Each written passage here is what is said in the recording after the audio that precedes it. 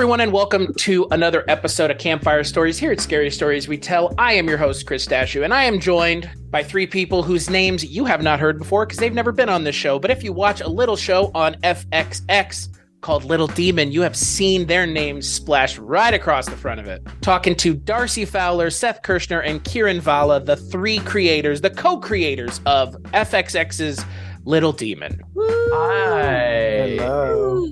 Hi. I don't know why that. Party. I have no idea why I did screaming that. uncontrollably. I'll edit it out and post. It'll be fine. For those in the audience that don't know what Little Demon is, what is Little Demon? I know what it is. I spent the better part of this week watching it, but those who are listening might not know what it is. So would one of you like to inform the audience as to what Little Demon is? Yes, it is. It's about a show of a bunch of privileged people who go to a hotel. This year it's set in Italy. And it stars F. Murray Abraham is in it. Owen Wilson, I think. And not Owen Wilson, Aubrey Plaza is in it. Jennifer Coolidge. No. Let's tell Sorry, that's White Lotus. I forgot. One day we were at dinner and we were like, what do we need to think of an idea? We met up with all these like big producers, and we were like, what if we? Because we had written this movie called The American President, so we were like, we want a movie set in the Oval. I mean, a TV show set in the Oval Office. And now the third, and now let's go with the third person in our group to tell the truth. It's two truths and a lie. This is going so well. Which one? I was waiting to figure out where this was headed. It's like Hollywood Squares without a that would be. Oh my God, Hollywood Squares. And Kieran for the block. Oh man, Little Demon is a adult animated horror comedy about a woman who was impregnated by the devil 13 years ago, and now she's raising a 13-year-old female antichrist in Middletown, Delaware. And the 13-year-old girl, she has her period and she sheds first blood, opening a black hole in the sky. And her father, Satan, he finds out where they are. Her powers are unleashed. And now we've got a custody battle on our hand between Satan and this mother, Laura Feinberg, who's like, she's a Wiccan queen. So yeah, that's our series. Yeah. Wow, what a That is loser! the truth. That one is true. Way to bring the mood down by telling us the truth. Thanks a lot. I'm sorry, really that's good. the last time I'm going to tell the truth on this entire podcast. I promise. That's probably you that. true. That's That was also very true. well articulated, Kieran. Thank you so much. I did appreciate that you had to mention that it's an adult animated comedy, because according to AFA.net, the American Family Association, Disney should never have been airing such an R-rated program on FFX. How dare they? Yes. 99,000 people signing that petition can't be wrong. God. It's pretty so cool. crazy. Yeah, I mean, we obviously clearly marketed it for children. It's on only on Disney Plus. It says for babies, for children 2 and under. And somehow Pre-baptized babies, actually. Yeah, exactly. The way the three of us actually met was on Craigslist. No. A writer looking to turn babies to the demonic realm. And Wetworks. Yeah. And And Wetworks. So let's just kind of cut to the chase. Tell me a little bit about where the idea for the show came from, and kind of what were the initial steps in getting the show from initial idea to kind of a more of the concept that we see on the screen now. Yeah. Well, yeah, me. Okay. Pivoted real hard. Sorry. Oh no. So we have been working together for a while. We had done a lot of live action, pilots that are dead and buried forever. And we wanted to do a horror comedy. We love horror comedy. That's the genre we work in a lot. And we wanted a strong female lead, and we had the idea of this woman with a cursed womb. And then that just evolved or devolved, whatever, into the story of a woman who had the baby, and then we aged this baby girl up to 13 years old because we realized that that's really between a mother and a 13-year-old daughter at that age, it's really ripe for the horror genre. Right. And yeah, so that's basically, and we wanted to tell the story of this Antichrist daughter and dad Satan, but we wanted to use this broken family as everyone we can all relate to in various ways, and that's how we came to the idea. Did I miss anything, guys? No, I think you nailed it. Just like that show nailed it.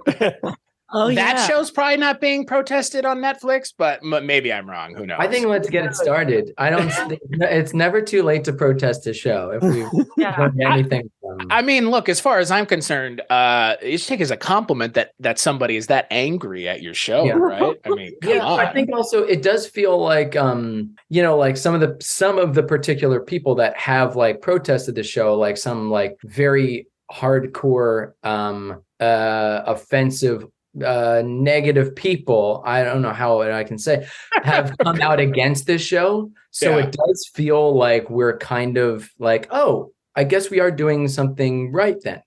We must be doing something right. If someone so bad is against this show, it kind of feels like that. So that's how I feel. And it was really cool. We got this review the other day in and this is, I'm being serious now. I'm not in U.S. Catholic magazine that really understood our show, and I feel like because of all the craziness that it actually really meant a lot that someone actually took the time to watch the show and realize that we're not trying to turn kid, that there's actually a real story that we're telling. It seems like a lot of the critiques like we're talking about come from people that haven't even watched the show. They literally like heard part of the log line, they took a word or two from that and they ran with it, and they don't actually know what the show is actually really about. And so like Darcy's saying is like the person who wrote in the U.S. Catholic magazine actually watched it and understood, and that was just a really nice, really great thing to read.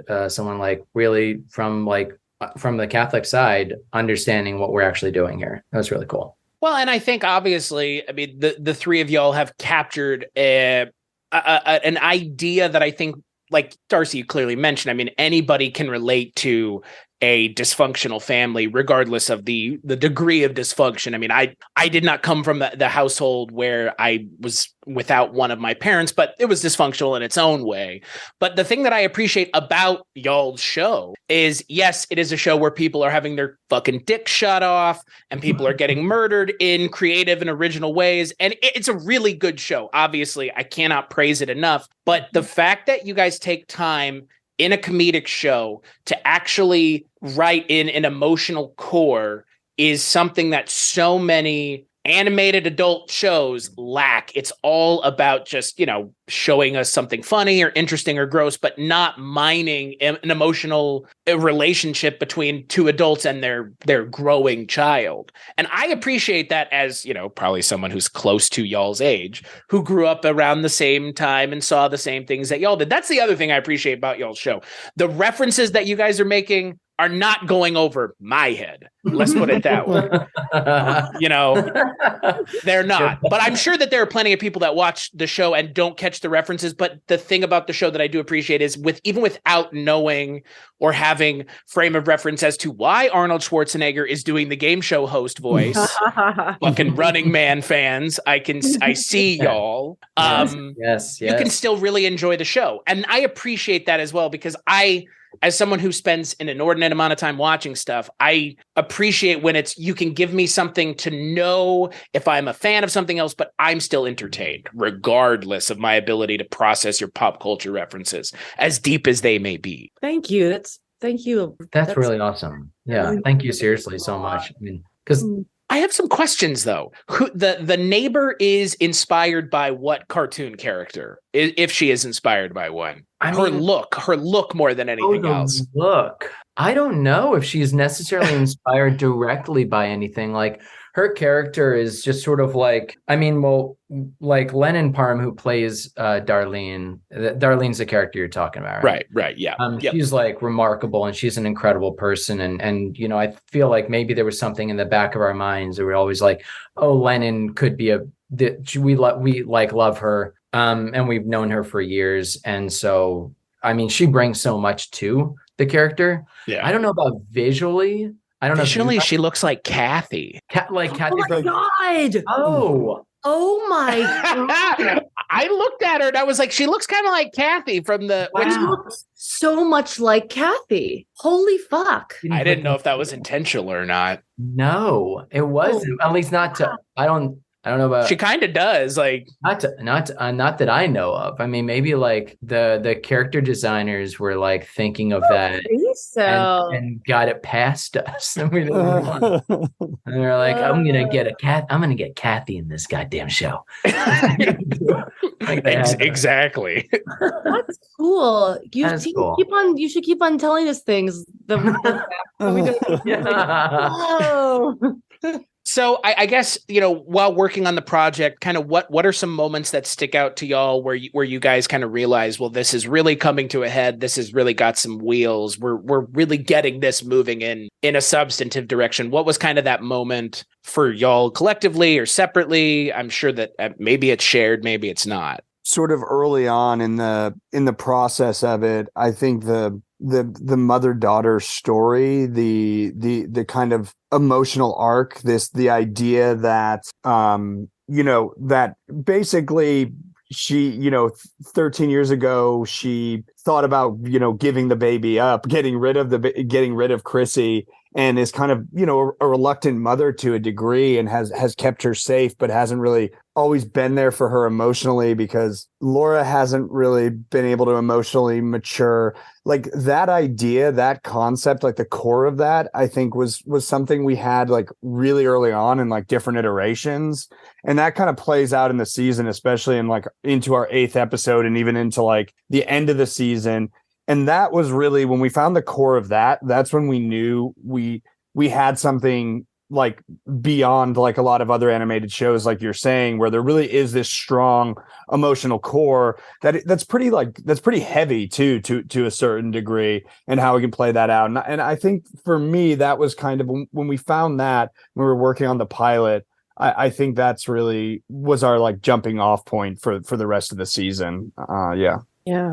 Finding. I remember when we were working on the Chrissy and Laura car fight and finding their banter and being like, oh wow. I remember we did a reading of it. We did a reading with our friends. We brought it to we have this writers group that we hasn't met in a while, but hearing it out loud and seeing our friends responses react, it's when you hear it out loud sometimes for the first time, either everything falls apart and you stare at the wall and be like, oh god, right, or you're like, wow, there's something here with legs. And that was really cool, a cool moment. It was really cool to see people respond to the mother-daughter relationship, and the idea of Satan as this force coming back into their dynamic. He just happens to be the devil. I mean, that's the way I look at the show. The way I look at it's really a family drama, but the dad just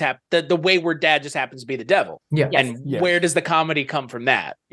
Exactly. That's kind of how we view it. I mean, that's how we view it too. And the same thing with like Chrissy also happens to be the Antichrist. Right. And Laura happens to be a Wiccan. She happens to be like very, very knowledgeable about Wiccan. And so it's agreed.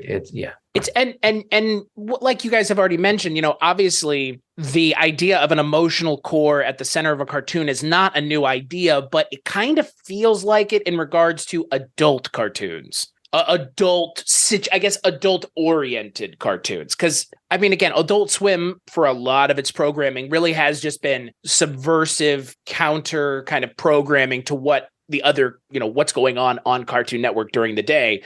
That's what Adult Swim is at night. But I appreciate that now we're getting like shows like yours and some earlier shows, obviously, that kind of paved the way for it.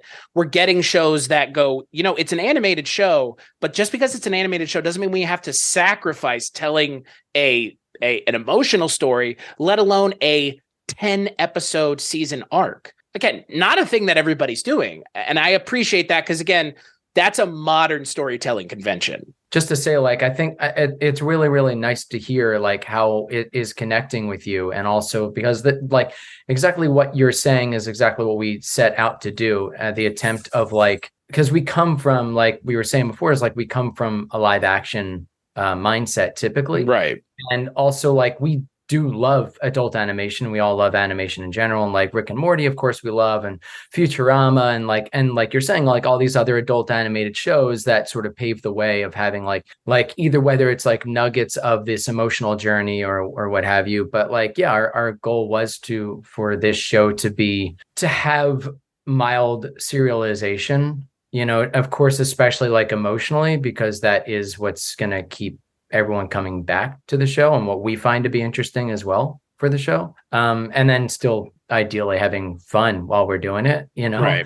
I mean, but as long as there is that connective tissue, like you're pointing to, like that's what we find to be most interesting and most gratifying. So what were some inspirations and things that y'all mined from that y'all saw growing up or that you guys kind of infused into the show? Obviously, like I've kind of already mentioned, some pop culture stuff's pretty obvious, but then there's some deeper cut things. I have to ask, that one character that Aubrey Plaza's character meets at the bar is supposed to be Patrick Bateman, yes? It's very heavily Patrick Bateman, or Patrick Batemanized in a style direction and the way he talks. I mean, we knew we wanted her to meet up with a serial killer to explore her toxic behavior. Right. And I think that the first I remember we were all talking about what he should look like and there was this dude I remember we were all looking at this dude on The Bachelorette. Some dude, I forget. Yeah. I brought him up. And because this guy was an absolute pure sociopath. Like it was like a couple of years ago, this guy, I forget his name. I I remember his name. For the Bachelorette world, his name is Bennett. But anyway, so that was the visual inspiration, and I think a little bit of the psychological inspiration. That guy was, he had a lot going on. Yeah, it's just going off what Seth said earlier, off of what you were saying, Chris, about having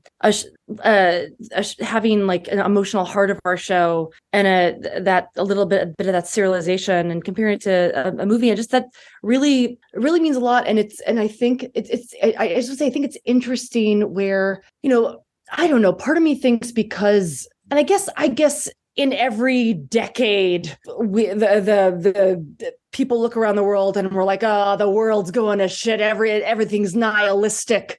But there, it was interesting how where we're at in the world right now, just like all of us trying so hard to hold on to some feeling of hope, and it almost feels a lot of times with being a writer or a creator, it's like there's not the time for nihilism that there used to be or something. And again, I'm sure it's just a cycle that repeats over and over again. But it's just been really awesome just to find a core of our show that has with hope and with characters that you really want to love and want to peel back their layers. And yeah, I don't know, it just really, it's like it means a lot that you saw that and recognized that. That's all. Well, I was gonna, actually to further build on that, it's interesting you mentioned that, because I wonder, given where y'all stand on this, I have my own kind of personal beliefs as content creators, 3 of y'all creating a TV show for FXX. I feel like as a content creator, I don't have a responsibility to be positive, but people are looking to me in whatever capacity, smaller than yours, obviously, for some amount of distraction throughout the day, right? We would all agree there. I don't think I have a duty to be uplifting and hopeful and positive. But I think, like you mentioned, Darcy, there needs to be a little amount of it in there, even as small as it can be, because again, I don't need to reinforce how terrible the world outside is. Like, you can go outside and see that pretty obviously. You're doing a show about like your love of TV and movies and horror, and that's innately right. positive.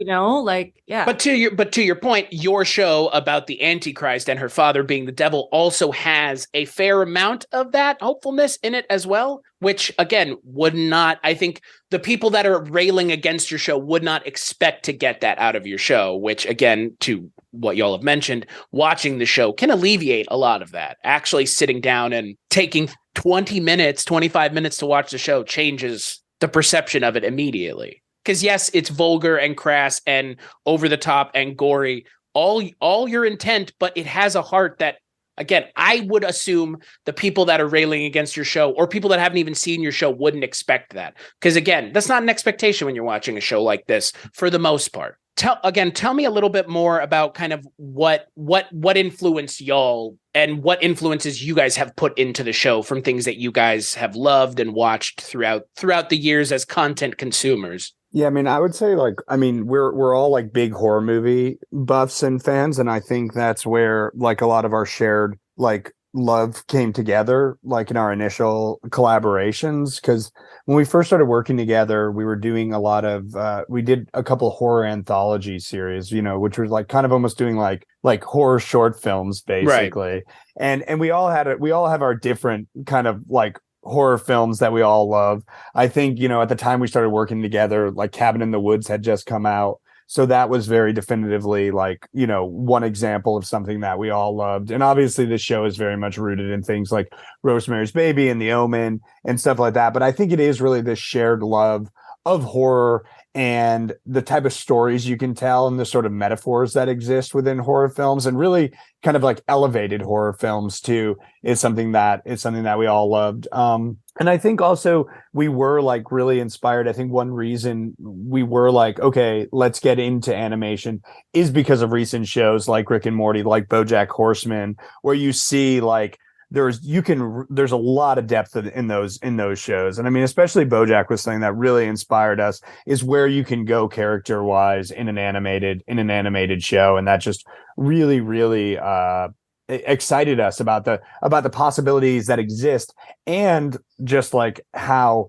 subversive you can be in animation and still retain that emotional core. And BoJack Horseman's a good model to use also for a show that pivots about 2/3 of the way through into something completely different. Yeah. And the audience readily accepts it. They're not actively fighting the show that it becomes, because at some point that show just stops being funny. Yeah. Depending on who you are and where you're coming at that show from, that show stops being funny. Either it takes a while or pretty quickly it stops being funny at all. Absolutely. Yeah. Which I think that's what I think one of the reasons why I love BoJack that much more. It just was like like you're saying, it took such a hard turn, and it's not expected at all, especially for animation. But honestly, in any, like, even if in live action, if a show started off as like strictly comedy and like almost like feeling like wacky, and then it turned into this show about about trauma and about generational trauma and about depression and about how the entertainment industry can destroy someone, it's really like that show is just like remarkable. And I think it's I mean, obviously it's remarkable, and so it did feel like we can go at least that far ideally. Well, and again, like you just mentioned, I mean, I think you guys went that far in a different direction. Obviously, you've amped it up with the visual gags and all of the kind of the fun stuff that's going on. And it's obviously very high concept, which I appreciate. Not only is it high concept, it's high concept that nails it. Because there are plenty of movies that have come out that have tried to do this that haven't nailed it. And I think, again, obviously the extended format of a 10-episode show helps. Oh yeah. Having the time to really, find pivot your characters and start to mine new depth by having 10 episodes and then you feel like, oh my God, we've just started. And it's amazing that you have so many stories to tell. And Right. so suddenly the world just like opens up for these characters and this world. And we're very lucky and pinching ourselves all the time that we have the opportunity to have a show on the air, and hopefully we get to continue. We'll see. Darcy's been pinching both of us too. I just want to go on record saying that she pinches us too. And yeah, I do. You don't have to pinch yourself. You have somebody do it for you. It's abusive, and I'm not going to take it anymore. I want to say that live on this podcast why we're here. Right now. Because we're hiring you, Chris, as our HR. Oh, okay. We're already paying you a lot of money to say such nice things about the show. Sure, yeah. But we need to spend more money to get you to act as, I am on the FXX payroll, as you guys know. This show is sponsored by FXX. It's just I just don't say it is. This is actually the Little Demon after show. You guys just wandered into it. Wow. We got an after show. We'll play board games and have fun it'll be fun and quirky and weird, and then it'll be canceled after one season because nobody wants it. Not your show, the after show. Your show will continue. The after show will get canceled. We'll see, Chris. So funny. Who knows? So who knows? You've been interviewing like all these other like guest stars that we've had on this show, and we had no idea. Like you've been interviewing Richard Kind. Like you talked to Richard Kind for like an hour, and he has so many in-depth thoughts about like, well, here's where my character Richard Kind was at. If I had Richard Kind on this show, I'd be asking Richard Kind why he and Barry Bostwick did a poorly conceived Disney California Adventure promotional hour-long video that is so hilariously cringy. It would make your eyes spin. Put that this. I gotta head out. So when Disney California Adventure came out, Disney obviously had a really hard time promoting it because it fucking sucked and still kind of does suck. And they hired, because the kids were all into Barry Bostwick and Richard Kind. He was in, I'll remember Weekend at Bernie's 2. What else was Barry Bostwick in? He was in a bunch of stuff. Anyway, He was in Rocky Horror Picture Show. You're right. Well, I mean, back in the day, of course. I was thinking early 90s. Anyway, please. Yeah. Let's hear more about this Barry Bostwick, Richard Kind vehicle. But it's the two of them just essentially walking around Disney California Adventure, just what? Yeah, like going on the rides, and like essentially it's a 42-minute advertisement for Disney California Adventure featuring everyone's favorite teen heartthrobs, Barry Bostwick and Richard Kind. Richard Kind. Wow. This sounds amazing. I would love to do this. Were they on Spin City together? That must be where it came from. They're like, what are you guys doing this after? You want to walk around Disneyland for a half an hour? Another show that was kids went crazy for was Spin City. That's what I've heard. Kids. Yeah, from kids from 9 to 14. Spin City was tops. Richard Kind was in A Bug's Life, so that's probably that's what it is. That must have and then Richard Kind was like, well, you know what? I got to get my buddy Barry in this situation. And they're like, I'm only gonna do it if Barry's in this thing. And they're like, all right, Richard, you got our hands tied. Let's do it. And then they meet with Michael Eisner at the beginning, so that's even more fun. Yeah, it's a trip. It's so much fun. I like how of all the guests on your show, you brought up Richard Kind. I know. I don't know. I no Richard idea. Kind. I love Richard Kind. I mean, he was amazing on the. I don't know why. Like we got Pamela Adlon, and we got amazing. So, but I would love to see you speaking specifically, maybe with Richard Kind. That's what it is. Yeah. Just see you in an hour and a half of Richard Kind. Writing a TV show. It's called Chris and Richard Kind. My dinners with Richard. It's like my dinners with Andre, but it's just me and Richard Kind sitting there having a conversation, and he doesn't even know who I am. He doesn't even know it's being taped or filmed or anything. Someone just drops him off at a restaurant and says, Richard Kind, sit and talk to this guy for an hour. Never learned your name. Yeah, it's all.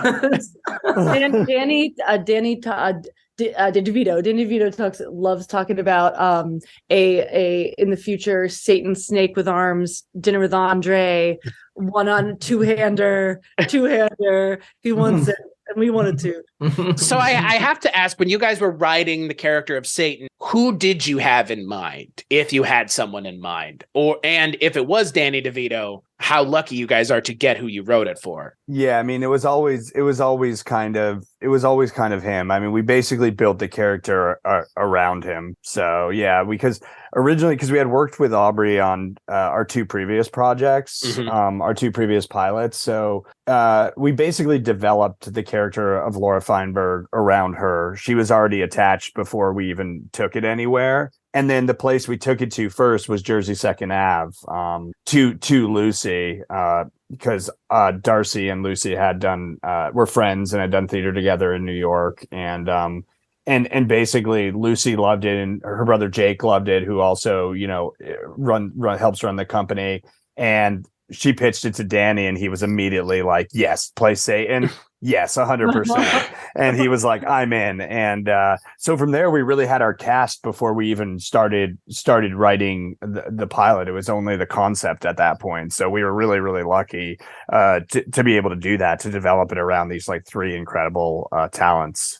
That's the thing that I love about Danny DeVito, and that is such a big part of y'all's project, is he's been an actor forever. Yeah. Forever. You could know him from 4 different things, and those are all valid pop culture kind of milestones to know him from. Absolutely true. Yeah. I mean, through each generation, he really has like landed so many amazing, like pivotal things. I mean, like first thing that pops in my mind, of course, is Matilda. Like that was such a huge, growing up. And Twins. That's the thing that I know him from initially. Yeah. Of course. Yeah. I mean, of course. Anyway, you can go on. Sorry. For me, Danny DeVito is always sunny. But that's the thing. Like the character he's playing on your show is like Frank Reynolds taken to the extreme. Yeah. The next logical progression of Frank Reynolds is turning him from kind of the devil into actually the devil. Yeah. Do we have to give him box wine? Wine? Rum ham. It's like Frank with more with all the resources he would need. Right. Is essentially what it is. And like a little bit more competence, a little bit more. But I agree. They would absolutely they'd be able to go bowling together, or they'd be able to 100%. I think he's a little more sensitive in our show, though. I think he actually has a little bit more like emotional sensitivity, like a little more depth. Like he's he has a lot of dynamic range in your show. It's again, like that's, say what anyone will about the subject matter of the show on its face, but it's a family dramedy in a way. Again, it's more comedy than drama, obviously, but no, for sure. Sure. Wait, one of the most fun things that Danny does, so they're all just amazing humans. We're very lucky, like humble humans. But sometimes when we're doing records with people, he'll just randomly come on to say hi. Like we were recording Sam Richardson, and Sam Richardson and Danny had never met, and suddenly we're recording him, and suddenly Danny pops on Zoom. It was like, "Hey, Sam," and Sam's like, "Oh, hi, Danny DeVito." That's amazing. And he read lines with him. He stayed on and did all their scenes together. And Danny wasn't even recording. Like he had already recorded. Yeah. And he was just like at home, and he was just on Zoom, just basically just being a scene partner to him for like over an hour. Oh, that is so cool. Jesus really Christ. Awesome, amazing, dude. It's and we talked about being a power for good and a power of positivity. I'm glad to hear, again, you guys work in the industry directly. I have friends that work in the industry, so I hear things, obviously, as I'm sure we all do. It's nice to hear that there are still people that are of the old guard that are willing to and want to and like working that way, because I think there is a perception, obviously, that someone of Danny DeVito's caliber is like, he's doing his own thing, don't bother him. And then you tell a story like that, and it's like, couldn't be farther from the truth, is what it feels like. Yeah, he's so passionate. He just wants to dive in. He just like wants to get to know like all the depths of his character and like all the ways that he can get. He's just he's so intelligent. He's super involved. He's got such great ideas. He is always bringing something to the plate. Obviously, but it's just amazing like how like involved he is and wants to be with it, and like genuinely puts like really great thought into it. It's just we're ridiculously fortunate to have someone like him involved with it, and that like really gives a damn about it. It's really amazing. Yeah. And it comes through on screen. It really does. Like, awesome. Yay. I mean, again, as someone who watches a lot of stuff, you can tell when somebody's phoning it in. I mean, go and watch plenty of cartoons where the actors are known people and not voice actors, and I mean, they're not there. Chris Pratt.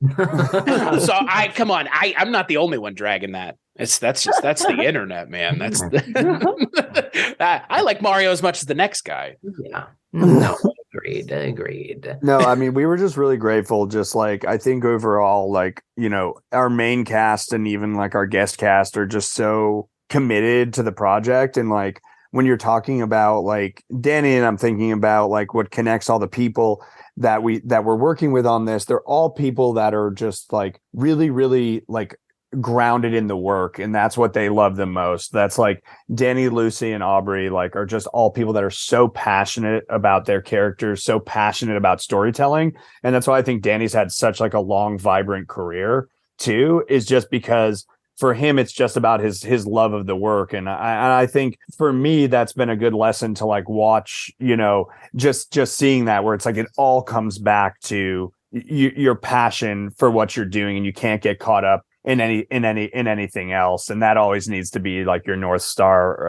And so yeah, it's been really cool to work with such experienced people in that way too, just to see what they value, which is awesome. So, you kind of, we've talked a little bit about some of the other guests on your show. Richard Kind, a lot, obviously. Megastar Richard Kind. With the kids. Huge hit with the kids. Who are some other people that you guys were really excited to get as guests on your show, outside of obviously the main cast that you guys have, which is amazing on its own? I mean, obviously Arnold Schwarzenegger. I mean, obviously Patrick Wilson. We mentioned Sam Richardson. Pamela Adlon is like, it's nuts that we got her, because obviously she has such a long history with with animation, and she's also just an incredible talent. And like, I mean, you guys go ahead, please. Yeah, because name the big one. The biggest one is obviously Mel Brooks. Like, that's just fucking insane. Literally, like, yeah. Shitting our pants when like he was like actually was on Zoom and he was recording, and just the fact that he was like, yeah, let's go for it. And he was somehow like we sent him the idea of like, so here's the thing, Mel Brooks, you're gonna play a character named Millipede. And the description was like a happy millipede who is also the son of Satan. It was something along those lines that may have been a little bit more eloquent than that, a little bit more.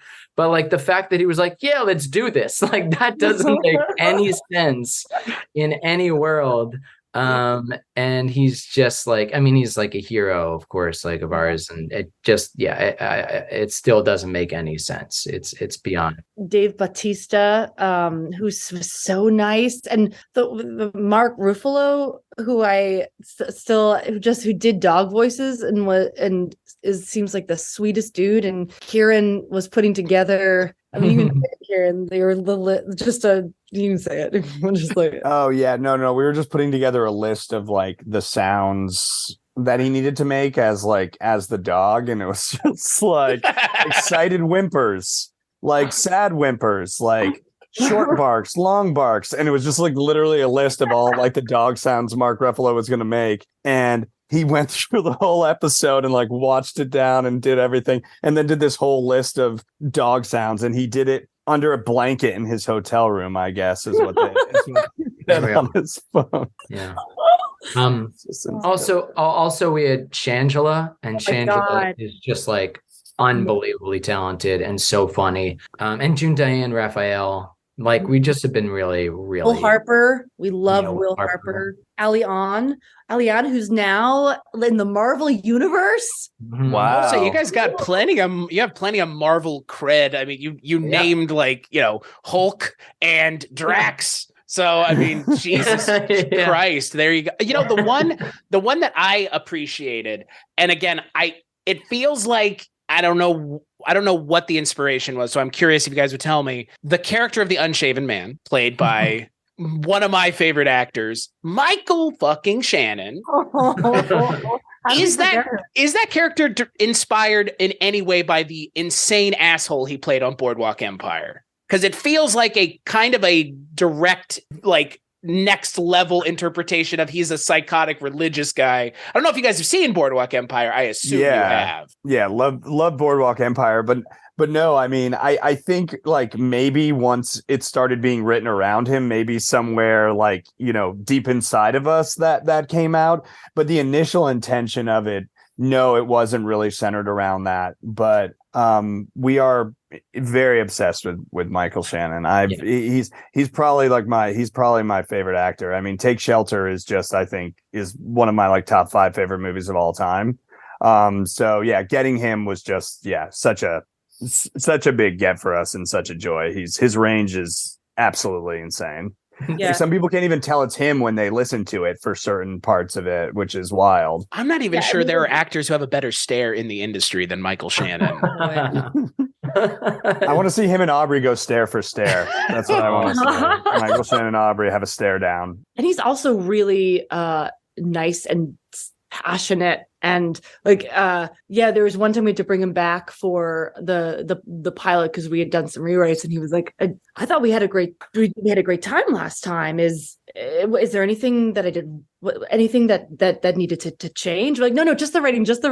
And he did say it pretty intimidatingly. He said it I think Kieran does a pretty good impression of Michael Shannon, and he went like, I thought we had a good thing going on. He was kind of like, he kind of said sounds like kind of sad is what he said. Yeah, it was. He was like, I thought it went really well last time. And I was like, no, it did go really well. And then I kind of just blamed the network. And it was like, because of like rewrites, because we did have to do some rewrites. He's like, the network. Yeah, the network. He just kind of mumbled the network. He's like, all right, let's do it. Yeah. And then it's just so because he has these monologues, and so we'll all be like listening and hovering and listening around, you know, Zoom when we're on records, and his first take on each one is just this masterful like acting class where he nails it immediately, and it's just crazy. He's a beast. He's a beast.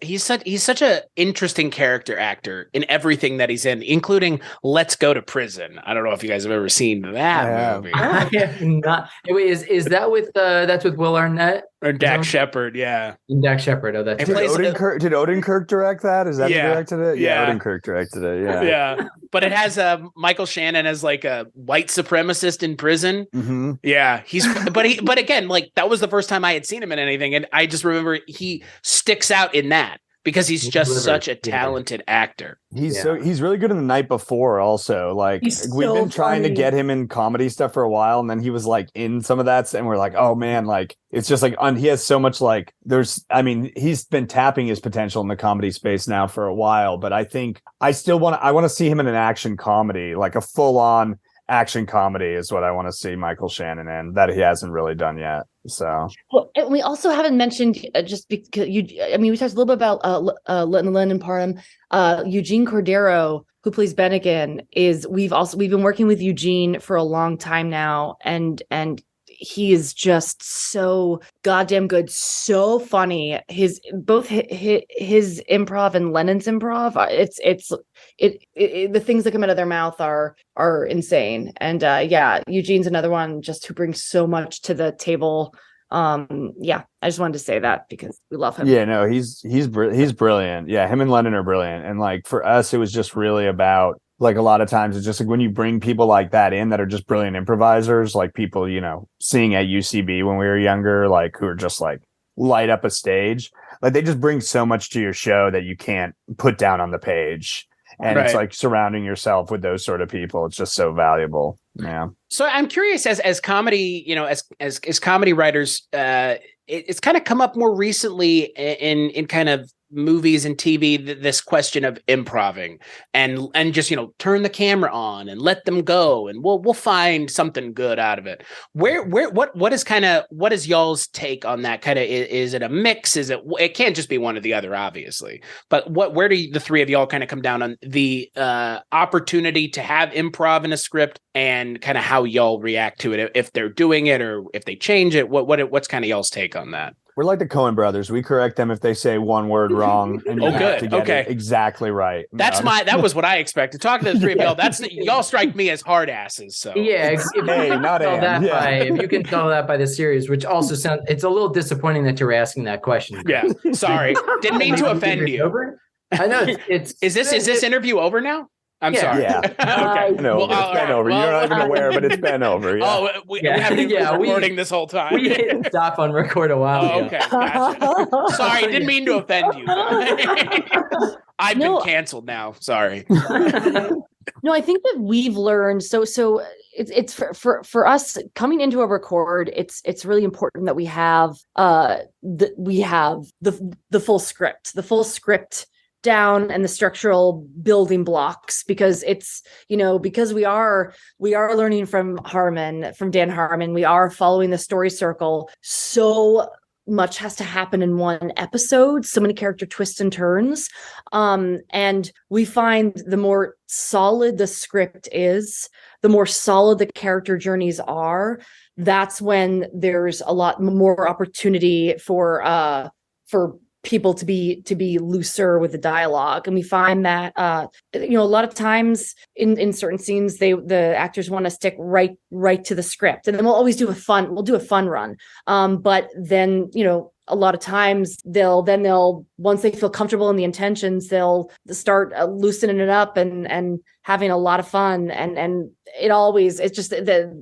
because there's just so much we get from that. I don't know if you guys want to add anything to that. The scripts are pretty much all, I mean, they're all written. And then when we get the actors in, sometimes what we'll do with like certain people, like Lennon, for instance, if like we'll go through a scene, and sometimes we'll go through individual lines as well to get them to record individual lines a couple different ways. And we may have like alt lines for certain lines. And sometimes it might even be like, it's less about improvising a whole scene. I mean, it's definitely less about improvising a whole scene. I don't think we've ever done that, but it's more about like, oh, here's a joke that we have. Can you top this? Or do you have anything else along the lines? Do you have a response to this thing potentially for the button of the scene?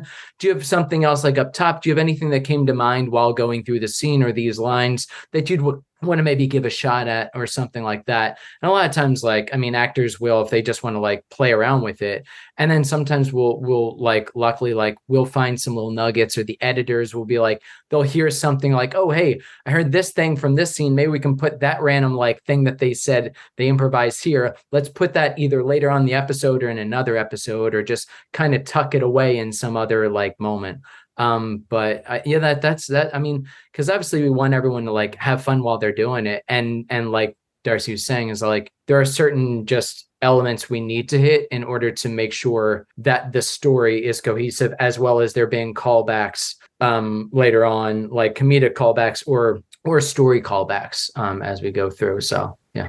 Yeah, you know, I know that the whole kind of the improv, it's kind of taken on a bad rap, I think, unfortunately, because it is kind of over abused in a lot of ways. You know, oh, you got funny people, just turn the camera on, they'll be funny. Like that's I agree with that. I think I'm hoping, I don't know about y'all, but I kind of hope that is it feels like it's kind of on its way out. I agree. Because you can really like tell in certain moments where it's like the improv doesn't match the tone of the rest of the movie. And even though you might be having like a cool, fun time here, it takes me out. A lot of times if I see a lot of improv, it takes me out. Like certain moments for sure, it's like, oh, that's fun to have there. But I'm personally not a fan. Not every improv moment can be Ben Stiller forgetting his lines in Zoolander to comedic effect. I mean, not everything is ever going to be like that. I mean, most of the time it's just banal jokes strung together to try to make some semblance of it. I did want to talk a little bit because we, you know, obviously this is a paranormal, supernatural, horror adjacent show. What are some horror movies that you guys are huge fans of, both contemporary and classic? Because Josh and I always talk about it, and Josh is the reason y'all are here. Because if I didn't know Josh, I wouldn't have met y'all. So I feel like as a loving tribute to our dear friend Mr. Josh Bragg, what horror movies are you guys into? Because we never escape it. Every time him and I talk, it always comes up. It's almost like that's all the content he makes is horror movie content. Weird. So right in his wheelhouse.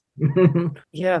For me, the ones that come to, if we're going around the room, the ones that come to mind right now, I mean, I usually say my favorite, just because it's really what got me into horror movies. I was pretty scared of them for a lot of my life until high school. And then I watched Texas Chainsaw Massacre and couldn't take my eyes off it. The original, I just was blown away by it. It felt like for me, a really dark comedy. Like at the dinner table scene, I found myself, I laughed out loud from shock and just this fucked up family sitting around the table with the grandpa.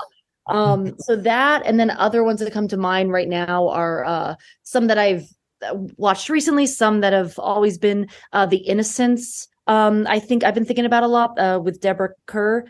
Carr or Kerr. Oh, that's a quote from Sleepless in Seattle. It doesn't matter. Forget I said that. Carr or Kerr is from Sleep. It doesn't matter. Guys, forget about it. I said that. Even though it's a thriller, Diabolique, I think about as a horror a little bit. Movie. So fucking good. You'd seen it way before me and you told me. It doesn't matter. Yeah, I'm just saying. And then I can't stop thinking about, not to be a cliche, but oh no, Boots. I can't stop thinking about Barbarian, which at the end of Barbarian, I was with my husband and it ended and we just started clapping with each other. We just went like this because we were so happy. That's all. I'm done. Who wants to go?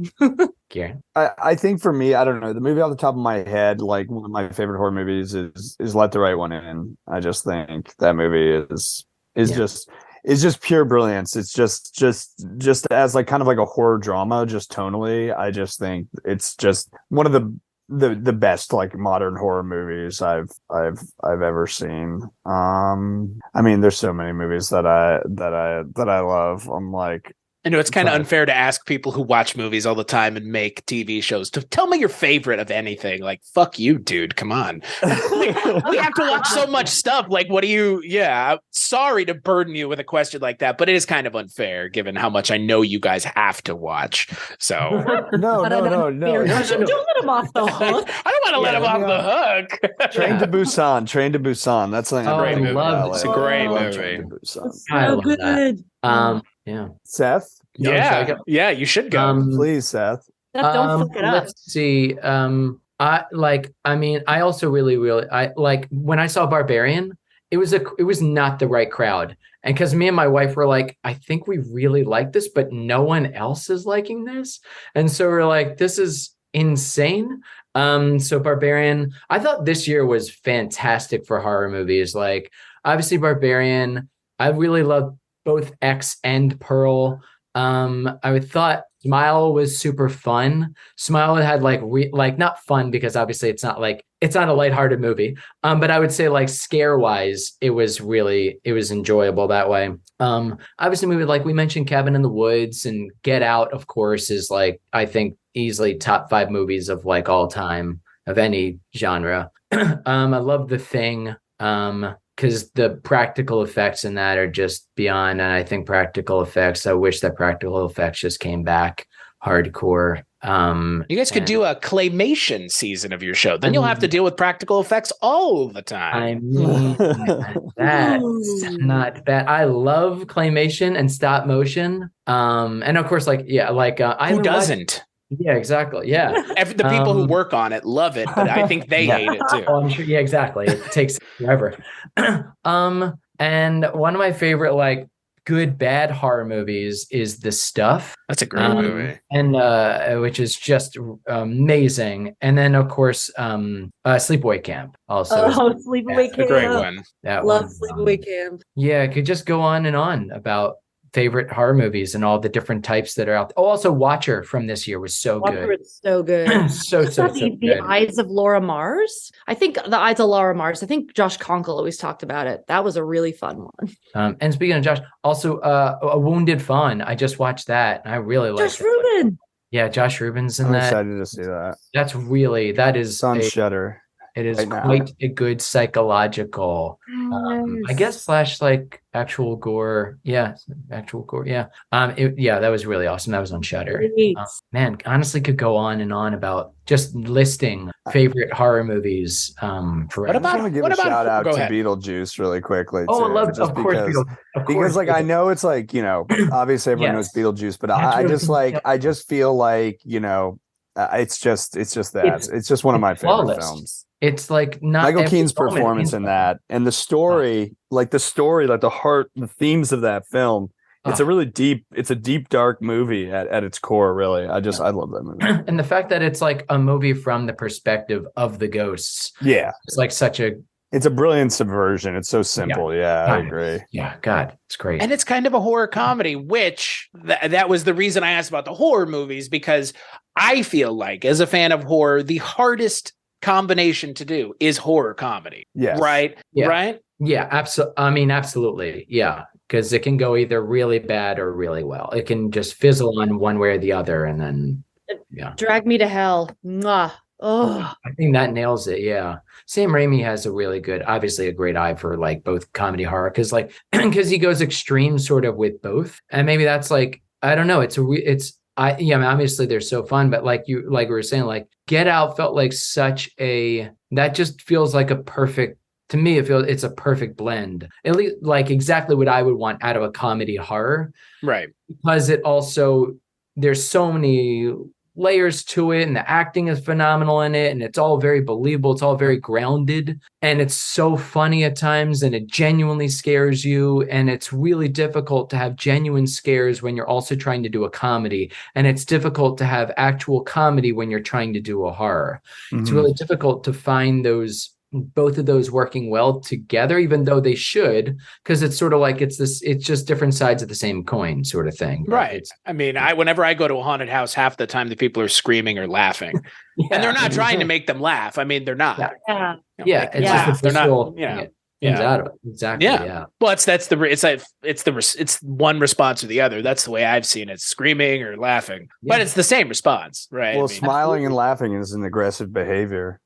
Like in chimps, like if you study chimps, like smiling, it is an aggressive behavior. You studied that for 25 years, right? Yes, I lived with the chimp. Yeah, we don't need to get into my past. Interesting. 25 years. Were you excommunicated from the herd for a reason, or? Well, yeah, I really shouldn't get into that. We've gone too far now. Yeah. He said something off about the show Facts of Life, and one of the other monkeys loved the show Facts of Life. And so then that's what got him out. That's what kicked him out. Facts of Life, y'all. Facts of Life. I thought you were going to say the Pride Family. That's what I was expecting. Pride Family. Yeah. Do you not remember that cartoon? Wait, I do. Yeah. Yeah. You know where I actually learned that about chimps, honestly, was Jonathan Lynn. You know him. He's he's director of Clue. He's yeah. Hey, what's going on? I don't know. Anyway, sorry, that's such a side tangent. Chimps are scary, man. Speaking of Get Out and Jordan Peele and Nope with a chimp in it. Oh yeah. I love. I like Nope. I think Nope is my favorite Jordan Peele movie. I will say, obviously, I understand that Get Out is his better movie, but I like Nope a little bit more than Get Out personally. That's why. It resonated with me more personally. It resonated with me more personally. The message that it was trying to kind of get across. Yeah, I get that. That's like and everyone loves Hereditary, but Midsummer. I love more than Hereditary because it really resonated like with me. I don't know. Yeah, I would 100% concede Get Out is obviously the better movie, but no, I think just Nope has more legs to it long term, like for reappraisal, reinterpretation. It's a weirder story too. It's a lot less straightforward in the narrative that it's presenting, which I appreciate that Jordan Peele is actually able to land that. convincingly. It really is like, I mean, man, it's incredible to see all of his films, how he just consistently grows as an artist. It's just, Now his Twilight Zone, on the other hand, didn't see it. Haven't seen that yet. Didn't see it. You're No? good. You don't need to. Okay. It's way too topical for a Twilight Zone. Oh, gotcha. You know, it's a black. Yeah, there's some Trump stuff. It's just like the reason the original show worked is because you can watch it now and the message is timeless. I don't need to be reminded about a literal child president standing in for our child president. It's a bit on the nose. It was so on the. It was so insanely on the nose. Yeah. Interesting. Yeah. Yeah. Played by Jacob Tremblay. Love Jacob Tremblay. I think is it Jacob Tremblay? Yeah. Yes. Oh my God. Pride. Yeah. I was in Dr. Sleep. I was like, Jacob Tremblay? What? Yeah. Okay. But that's also probably why, like, Black Mirror, like you're saying, is like the reason why Twilight Zone, the original, worked, is why I would say a lot of Black Mirror works, is because, like, those things, even though it takes place relatively in the future and it's about tech and all that stuff, for me, the majority of them are like, the underlying message, of course, is like very timeless. Feels like, but maybe that's just me. And that's why I think y'all's show, has the audience that it has found and the legs that it has, because at the center of it, it is a timeless message about breaking toxic generational bonds and also setting healthy generational boundaries, which I'm sure the four of us would know nothing about doing that. No, I have everything's perfect in my life. I mean, Good night, everyone. Yeah, I believe you. Should I not? We have nothing to draw from. Yeah, right. but thank you seriously for saying that. That's It really. Yeah. I mean, again, that's Yeah. why that's why people will continue to talk about BoJack Horseman forever, is because at its core, there is a story that people are interested in, not just making them laugh. And yeah, making people laugh is hard, but getting people emotionally invested in your characters, I feel, is harder, right? Yes, and a network allowing, and everyone around a show allowing the artists that creative license to go to unexpected places. It's awesome. And yeah. So I guess my last kind of question to y'all is, what's kind of, with the first season of the show in the can and it's done, and again, you guys have already mentioned you don't know where the show goes physically. What kind of ideas are you guys already thinking about for the second season? Darcy, you've already mentioned kind of there's plenty of stories that you guys want to tell. Kind of what, again, don't give away too much, obviously, because you want people to watch the show, right? But what are you guys kind of thinking for the further stories that you're going to be telling with your characters? So yeah, I don't know how much like actual like stories we can give away, but I think I can give like a broader. I think sure, I can help as give a broad as answer possible. That doesn't. Yeah. So I think, where we leave off in season 1, obviously Chrissy has found some of her own autonomy, like through this experience with her siblings and stuff like that. And so there's definitely, we'll be mining that, and where she kind of goes from this place, from this jumping off point at the end of the season. And then, we also think, there's still a lot to mine and explore, obviously, with Laura and Satan and their relationship. Like there's a lot of, unanswered questions in the present and in the past, and, where everyone came from before this and how it came to fruition. So I think those are a lot of the things that, we're looking towards in the second season, kind of continuing to dive deeper into these characters, into their dynamics, and into some of our side characters too, like exploring them in more depthful ways too. We just see like really focusing in on the characters even more acutely. Yeah, and Ben again, we're gonna see what happens in episode 10, his chance encounter or not so chance encounter with Michael, and how his friendship with Chrissy evolves from that. Where we're gonna have a lot of fun with that as well. And Darlene and romance, who knows? Who knows? That's all I'll say. Who knows? And now the unshaven man is living in Middletown, Delaware. So, oh yeah, what's going to happen there? Also, we might see like how Harper and Ethan, what happens to those two characters. If they end up staying married, are they gonna end up going off? Did they get a divorce? Did Harper have an affair with Cameron? That's also the White Lotus. I haven't watched that. I was like, what are you? I was like, I have not watched this show. No, I didn't give anything away. I genuinely didn't give anything away because all I know is it's got Christopher in it. That's all I know. What was that? Got Christopher. Oh yeah, I mean, yeah, of course. Oh my God, he's so good in it. I didn't give anything away, just so you know, because the whole season is so cryptic, and it's like, what is happening, guys? It's anyway. Earlier, I was trying to, when you were doing my Lotus, I think I was trying to do the West Wing. I don't know why. That's what I thought you were doing. I was like, is like a West Wing thing? But I was like remembering the real depth of the background of it, so it didn't make any sense. I don't care anymore. Wait, did you ask where people can stream all episodes? They're on Hulu. Oh, right. Yeah. Where can Hulu. you find all episodes streaming now? On Hulu. You can buy it, I think. Yeah. Or like you're in other places, Disney Plus. Can you not buy it? You can't Disney buy it? Plus, if you're not in America, in the United States, it's Hulu.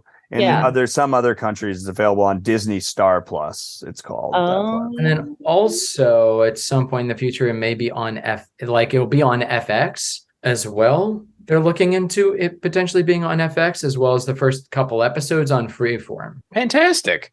Yeah. So watch it, guys. Yeah. All the time. Watch it right now. Yeah. And then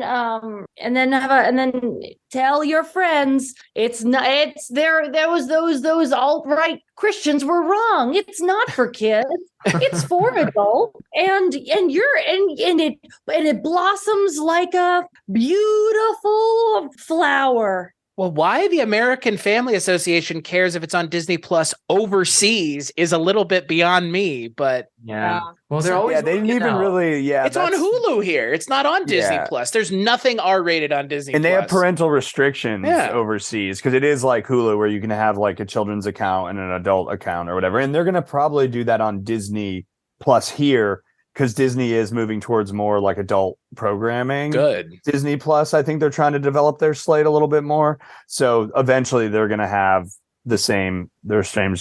Parents, parent your kids. Watch what your kids are doing. Put time into them. Don't just put them in front of a TV and not look at what they're doing. That's what I'm going to tell you right now. Right. And parents, watch this show for yourselves first. First, watch the whole show first. And so then you can then... I'm doing background. I'm singing in the background. Okay. I was like, what are you saying? I think teach your children well in the background. But yeah, watch this show entirely and like watch the show multiple times so you can see like if there's like anything you haven't picked up. And it's like, maybe there was something in episode 5. So then go back and rewatch that episode. And then, so then you can decide if your kid should watch this with you or not on like the 4th or 5th time that you And if you want to watch episode 5, you got to watch episode 1, 2, 3, and 4 before you do it every time. It's like watching Lord of the Rings. You sit down to watch the Fellowship. 9 hours later, you will have finished Return of the King. Yeah. You can't just watch one. Nope. Yeah. No way. So, I will give the three of you an opportunity now to plug anything beyond Little Demon. If any of y'all have anything you would like to plug, current projects you're working on, social media, if you intend on sending people to Twitter or any other social media outlets, anything you guys want to plug. I'd like to plug my dog. You can't see this dog, but he has beautiful blue eyes in the sun. And he's a rescue and get a rescue. I plug get a rescue, and I'd like to plug say I'm excited about Warnock. That's all I got. What about you? What about y'all? Watch our show, please. Watch our show, please. Watch our show, please. I hear you. I think I got to give you the opportunity. No, I appreciate you. I'm just saying. We just need people to watch Little Demon on Hulu. Tell your friends about it. That's what I'm going to say. Talk about it. Tell your friends about it. Don't worry about the American Family Association judging you. Yeah. Just tell everyone you know. Watching you from all corners of your home, the American Family Association. Joe Biden, you're from Delaware. Watch this show. Promote this show. Come on, man. Don't be afraid. Don't be afraid of the political backlash. You got this, baby. Imagine that. Axios interviewed Joe Biden. So, Joe, what shows are you watching? Oh, White Lotus, Neil deGrasse Tyson, and Little Demon. Yeah, let's start the campaign right here for Joe Biden to watch Little Demon. That's what I'm saying right now. If you find a way to put him in your show, he might show up as a voice in your show. That's true. Oh my God. I think we could do that. Like Aubrey's seen, I feel like she's got a good connect to Joe. I think she does. I know she's met him multiple times. I know she's met him. So there you go. I mean, he's been on YouTube Live with people. You need him to say a couple lines for you. Exactly. We trick him into saying whatever character. We make him a dolphin that also that is taking over the city, and we just get him to say I'm a dolphin, and then bam, we got Joe Biden on the show. Oh, we got to get better at social media. I can't even find Karen on there. Yeah. Joe Biden and Richard Kind. More importantly, Richard Kind. Yeah. Awesome. Well, thank you guys so much for joining me. This has been great. I mean, again, thanks for having us. Thank you seriously so much. Awesome. Awesome. Yeah, you've been great to talk to. I'm gonna thank you also just for watching the show. Really. Thank you. Sorry, we all really bad at. Wait, are there people that interview you guys that don't watch the show? It has happened. Yes. Oh yeah. Yes. Oh yeah. I don't get paid. I'm not getting paid to do this. Those people probably were. That says a lot about the state of the industry. No mystery is closed to an open mind.